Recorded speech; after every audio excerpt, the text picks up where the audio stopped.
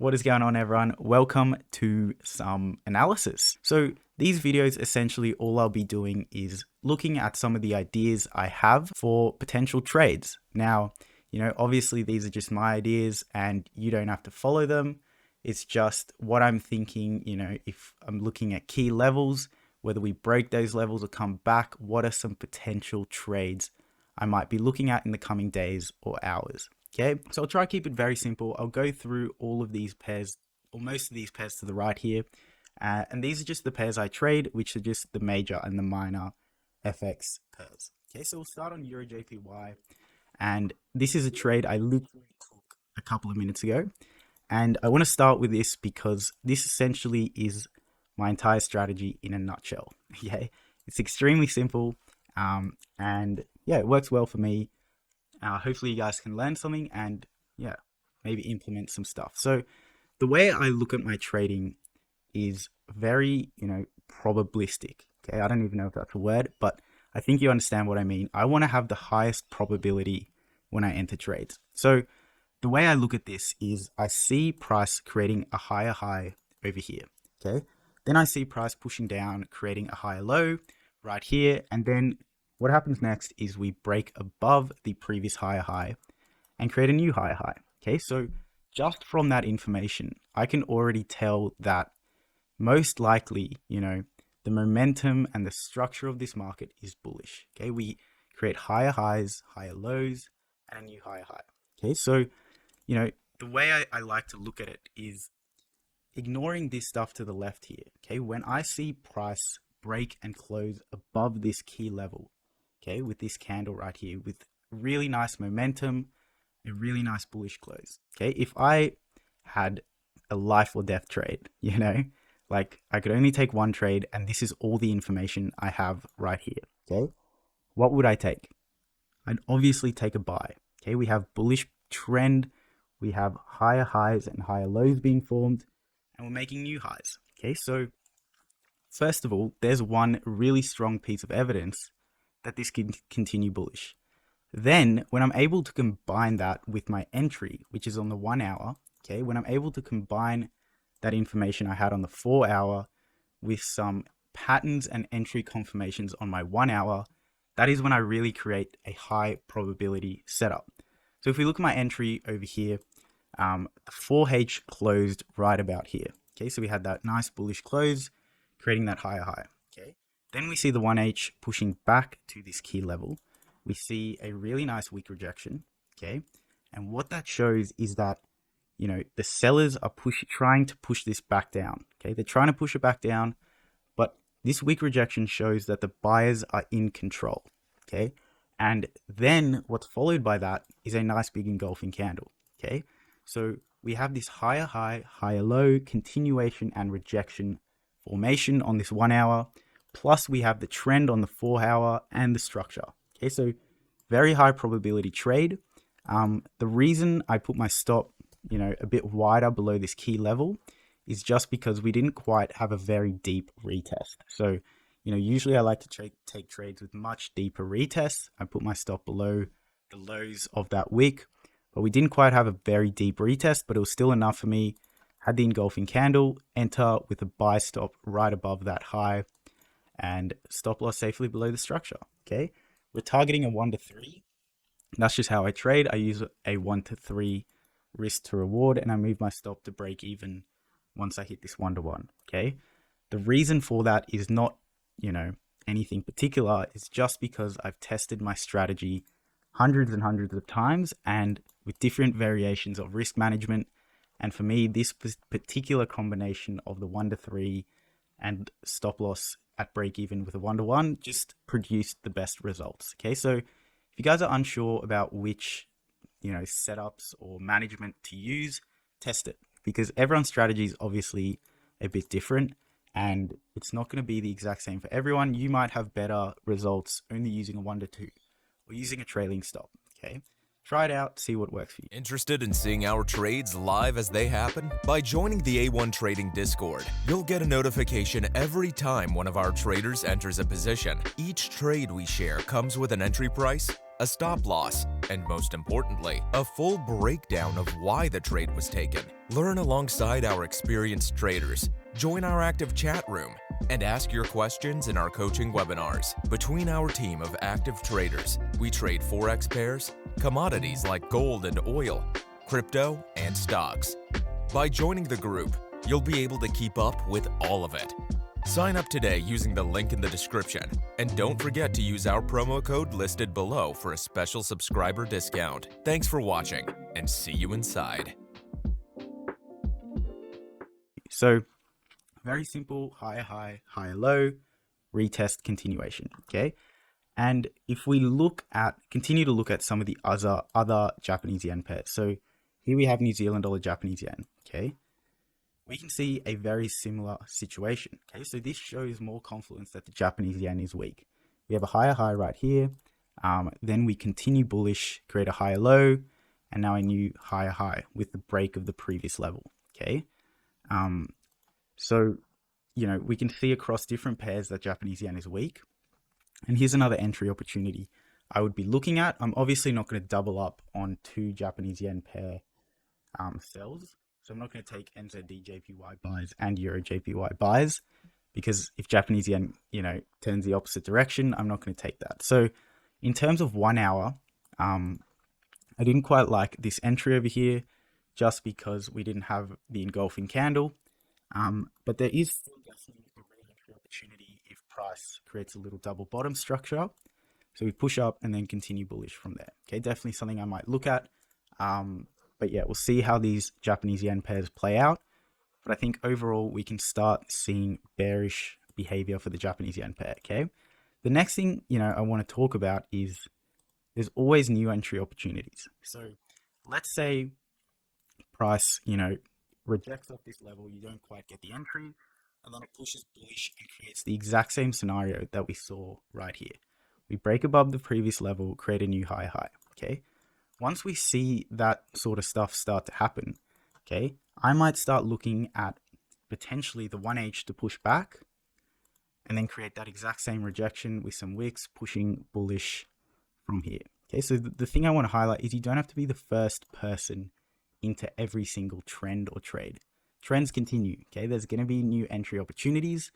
If I was to enter somewhere here, maybe have a buy stop somewhere over here with an engulfing candle, okay? Stop loss below the lows of the previous candle. So, let's say price pushes down, we create a wick somewhere down there. So there's a low, but price closes up here. Nice engulfing candle somewhere there. Put the stop loss below the low of the retest, and then I would go for the 1 to 3. Okay, very simple. Rinse and repeat. Okay, let's continue with Aussie dollar CAD because this is another really nice setup I've noticed. So this is essentially a breakout strategy that I use. It's very similar to the one I just talked about, but instead of trading from trending markets, we're now just trading the breakout. Okay, so I've marked my levels, which I want, to look at over here. You can just see the lows and the highs. Okay, very simple, not trying to do anything fancy. So what I can see from this, price is pushing down. We failed to break above this level. Okay, failed to break below this level, failed to break above. And now again, we're failing to break below. Okay, so what I can see from this is instantly that these two areas in the market are of importance. You can call them key levels. And what I can use that information for is that if we break and close below or above these levels, that's a sign that, this consolidation is over. I can start looking at potential entry given it fits my entry criteria. So let's imagine, tomorrow or in the next few hours, price pushes below this key level and creates a new lower low. Okay. Once I see this on the 4 hour, I'm going to flip to my 1 hour right here, and I'm going to start looking for entries. Okay. So let's imagine price pushes down and then we see price push right back up.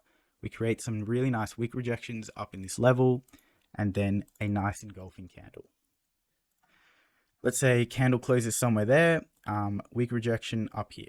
Okay, so all I'm doing is repeating the same thing where I want to see some wick rejections, not that.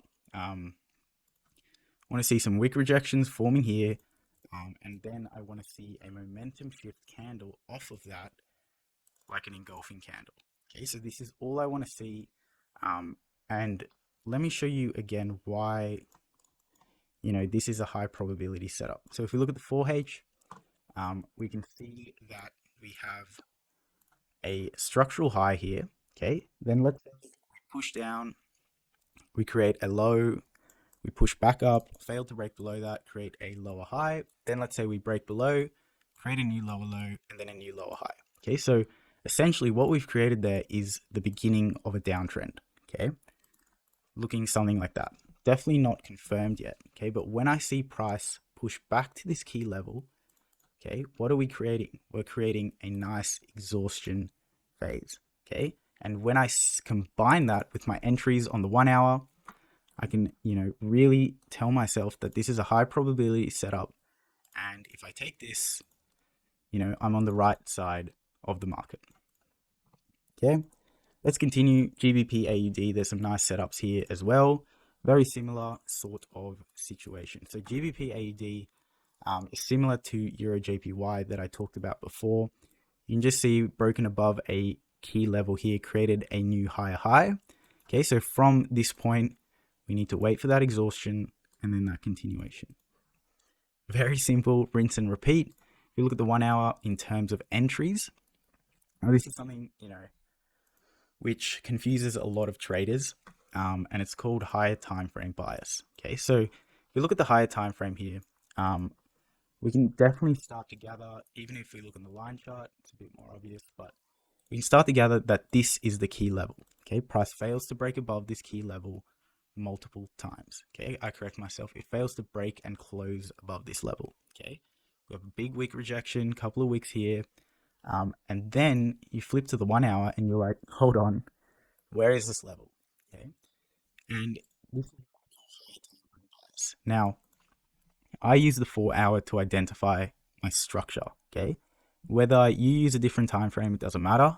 I would highly, you know, encourage you to start looking at more time frames because it provides a much clearer picture of the market. So, you know, we've created a higher high, we flip down to a lower time frame. We can ignore this because realistically, if we think about it, this,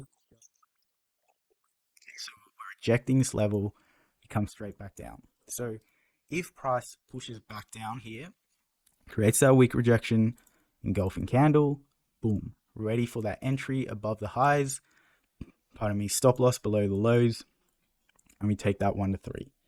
Okay, you'll notice that, you know, I have a very systematic approach to my trading. Yeah, very rule-based, very boring, but realistically, you know, that's what trading's about, being able to consistently execute your setups over and over again. Okay, and when you can find confluences like we look here, higher highs, retest, we look on the 1 hour patterns, when you can combine all of these, you start seeing high probability setups. Doesn't mean you're going to win every trade, but what it does mean is that you have an edge in the market. Okay, and when you can consistently and, you know, with discipline execute that edge, you're very likely to be in a good spot with your trading. Okay, I want to look at a few more setups. GBPCAD is pretty much the exact same setup as Aussie dollar CAD, like I was talking about before. Typical box breakout strategy where if we break any of these levels and come back, we can scale down to our lower time frames to find those entries. Okay, so let's analyze and look at how we could enter this. Scale down to a lower time frame. Again, not, you know, worried about these levels because we have our higher time frame bias. So let's say price breaks below, we create some new lows and we push down, reject, wick rejections. Okay, let's say the wick, you know, goes up to somewhere there. We have a nice engulfing candle, something like that. We would just enter the sell stop below that level, stop loss above that wick, and we take the 1 to 3. Okay, very important for me to wait for this rejection. Okay, because realistically, just because price pushes back to this key level doesn't mean it's going to push down automatically. Okay, price has every right to just continue bullish. It doesn't have to respect this level. So by scaling down to a bit of a lower time frame, I add that extra sort of confluence that price is indeed rejecting that level. Okay, forgot to do the top one. Let's look at this. Same thing. Imagine price creates a wick down here, and then we create a nice candle somewhere up there. We could take the buys above the highs, stop loss below the lows, take that 1 to 3. Okay, we're creating the higher high, higher low, we'll drop continuation. Okay, let's look at some other setups. Ooh, okay, this is a really interesting one I wanted to look at. I'm not sure if by the time I publish this, it'll already have happened, but a really cool setup here. So this is essentially what I was talking about with these CAD pairs, where we want to see the breakout. So if we look at USDCAD, what do we see? Lower low created, break below the key level, okay, which is this right here, also a previous low. Now we can see price pushing back to this key level and possibly creating a rejection, okay? But this one is a bit more complicated on the 1 hour, and I want to talk about it. So if we look at this retest, which is happening here, okay, we already have identified that the structure of this market is bearish because of that 4-hour closing. So if we look at this market over here, what can we start to see is that the 1 hour is actually creating this counter trend on this retest, okay? So for me, if I look at this, if I drag this over here, you know, I'm looking at this. Let's imagine I haven't even seen the 4 hour. Would it be wise to take a sell? No. Okay. You know, this is what I was talking about before. Just because price pushes back to the key level doesn't mean it's automatically going to respect it. Okay. And this is something struggled a lot with, but very important. So we have this counter trend to the upside. Okay. And until this counter trend changes back to bearish, which is in the overall line with the 4 hour structure. So we want the 4 hour structure to be bearish and the 1 hour, you know, behavior, I guess you'd call it, to also be bearish. So the way I do that is just wait for a double top. Okay. So as soon as I see price creating sort of higher highs and higher lows against the overall trend of the market, I'm still happy to sell this given we push up, create a double top, and still show those wicks and engulfing candles. Okay, so let's say price creates some wicks over here on this second touch, and we create a nice engulfing candle to the bearish side. Definitely look for some selling opportunities around these key levels. Okay, stops above the highs, enter below the lows. Okay, and if price, you know, let's delete this, and let's say price instantly from now just pushes down. Okay, let's say price, let's say price just pushes down from here. Am I going to take it? No. Okay, I'm going to let it go, realize that it's not my setup, and wait for the next one. Just going to wait for price to create this double top, see that behavioral flip back to bearish, which is in line with the overall structure of the market, which is bearish. Okay, you can clearly see lower low, lower high. Okay, but in order to see this rejection, we need to wait for the entry time frame to also be in line. Okay, EURGBP, I'm not sure what's happening here. Let me just have a look. Okay, EURGBP, very simple, clean setup we got going on here. Oh, wow, EURJPY, not looking good. Okay, EURGBP, we can see a nice little lower low being created here. Now we are pushing bearish. So let's say we close below this level, come back, and then continue down from there. Okay. If you look on the 1 hour, again, we have this little consolidation. So let's say price pushes back down, create that engulfing candle right here with some wick rejections. Again, stop loss below the lows, the highs, pardon me, and we just enter below that engulfing candle with a 1 to 3. Okay, so yeah, that is the analysis for today. We can just see EURJPY crashing a bit, which is not good, but you know, this is why we have a safe stop. We don't always have to have the best entry. We've identified the overall structure. Let's see what happens. Anyway, hopefully you guys enjoyed that. very special thanks to A1 Trading for having me. If you guys are not already subscribed to their YouTube channel, I would highly recommend it. They post lots of informative free content, and they post really insightful and real content about what it's really like to be a trader. No BS, no scams or whatever. They're really, just good, solid company which posts lots of really good videos, all for free. So don't forget to subscribe to their YouTube channel, just A1 Trading.